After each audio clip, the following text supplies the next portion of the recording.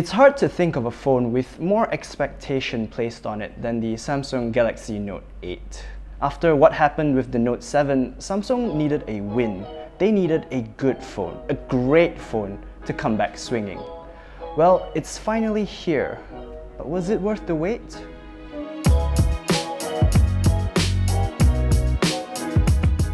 When the Note 8 first launched, I saw a lot of comments from people saying that they were largely unimpressed with the device. Many said that it was just an S8 Plus, and for the most part, I think they're right. But that's not necessarily a bad thing, because the S8 Plus is easily one of the best phones of 2017, and the Galaxy Note 8 is an S8 Plus a few upgrades. Performance, for example, gets bumped up on paper as the Note 8 comes with an Exynos 8895 octa-core processor with 6GB of RAM and 64GB of internal storage. Will you feel this spec sheet upgrade in the real world? I don't think so, because it feels about as smooth as Samsung's flagships tend to be. Samsung also made the screen a little bigger, now measuring 6.3 inches with more subtle curves that have their apexes closer to the edge of the phone. The panel itself looks as gorgeous as Samsung's Super AMOLED Quad HD Plus displays have ever looked, so there are no surprises here. This new screen also adds a lot to the Note 8's overall aesthetic. Sure, it maintains the amazing fit and finish of the S8 with the same IP68 water resistance, but the phone looks rather different.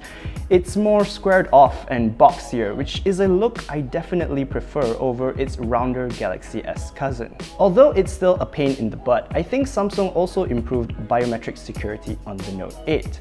Despite the fingerprint scanner still being in a dumb spot, it's a lot easier to find it this time thanks to the more prominent ridges surrounding it. The scanner is also further from the camera lens, so there's less chance of smudging. Besides, if you don't like it, you can always use the iris scanner, which works about as well as it always did. Speaking of camera lenses, the Note 8's new dual 12-megapixel camera system is one of the two big defining features that differentiate it from the S8 Plus. Samsung went for a wide plus short telephoto combination, so you get features like 2x optical zoom and a portrait mode feature called live focus, where you can adjust the bokeh both before and after you take the shot. And the photos look amazing. It's got great color, great dynamic range, great sharpness, and awesome low-light performance. The camera is also lightning quick to focus and super reliable. 2x optical zoom on the Note 8 is also the best I've used on a phone yet, because both lenses are optically stabilized, and that goes a long way in getting you a steady shot. The other big differentiating feature on the Note 8, obviously, is its S Pen. As far as hardware goes, the pen is pretty much the same as it was on the Note 7. It's still skinny, clicky, and has 4096 levels of pressure sensitivity. I'm personally not a big S Pen user because I'm not blessed with legible handwriting or any skill at drawing, but even I can appreciate how useful it can be sometimes. Samsung's added features like more screen-off memos are particularly useful when I need to take notes at an event. I also found myself liking the new live message feature, which for all intents and purposes is nothing more than a flashy gimmick. But it's fun.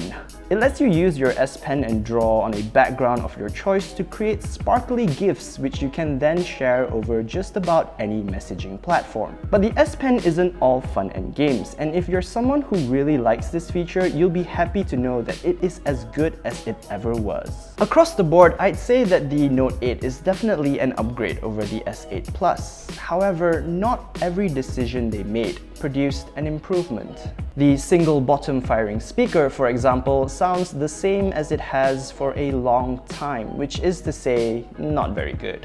Bixby's dedicated hardware button is also still not user programmable, which is a bummer, though the virtual assistant itself is a lot more useful with stuff like command macros and deep app integration. But I think the biggest compromise they made was in the battery. On the Note 8, you get a 3300 mAh cell, which is 200 mAh smaller than the Galaxy S8 Plus's battery. That said, I wouldn't call the Note 8's battery life bad.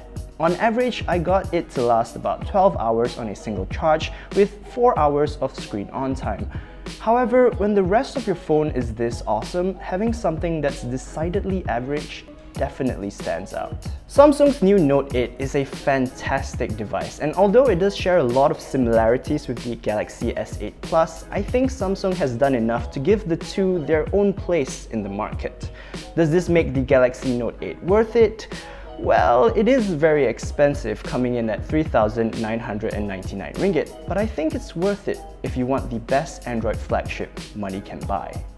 Thank you guys so much for watching. If you like this video, give it a thumbs up and don't forget to subscribe to our YouTube channel, like us on Facebook, and leave a comment below telling us what you think of the Galaxy Note 8. If you want to know what kind of equipment we use to film videos like these, I'll leave a list in the video description, so be sure to check that out. Thanks again for watching, and I'll catch you in the next video. See ya!